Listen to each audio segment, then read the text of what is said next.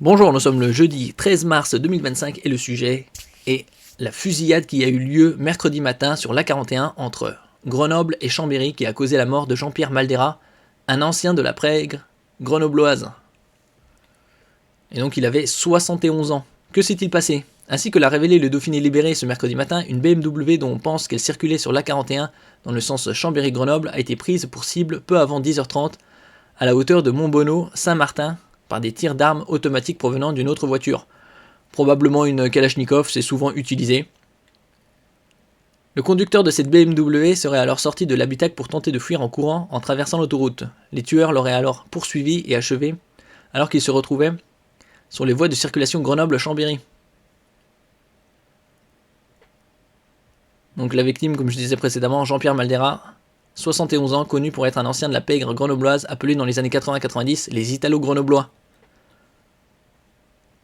Les agresseurs étaient 3 ou 4 dans une Renault Mégane RS volée. Et bien évidemment, elle a été retrouvée incendiée. Un peu toujours le même mode opératoire. À la fin, ils crament la bagnole. N'oubliez pas de vous abonner pour plus de news nationales, européennes et internationales sur ce monde dans lequel nous vivons. Si on a quelques images, la voiture a calciné.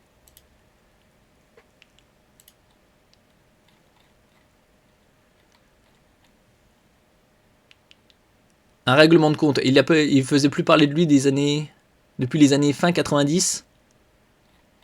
Donc pourquoi avoir éliminé? Un règlement de compte. L'hypothèse d'un règlement de compte est évidemment retenue par les enquêteurs à ce stade de l'enquête. Le mode opératoire étant dans la grande tradition du banditisme grenoblois, les faits suggèrent une préparation minutieuse exécutée par des professionnels du crime. Qui était Jean-Pierre Maldera, la victime?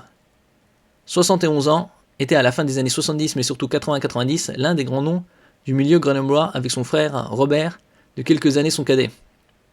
Jean-Pierre Maldera avait été condamné à de nombreuses reprises, notamment dans des dossiers de vol à main armée, de violence avec armes, d'extorsion et de proxénétisme. C'est toujours à peu près la même chose dans le banditisme.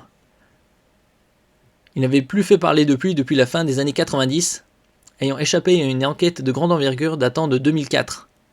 Cette procédure étant frappée de nullité à la suite d'un vice de procédure en 2005. Son frère Robert avait disparu en septembre 2015 sans jamais être retrouvé. Probablement dans les îles. Merci pour votre écoute et à la prochaine.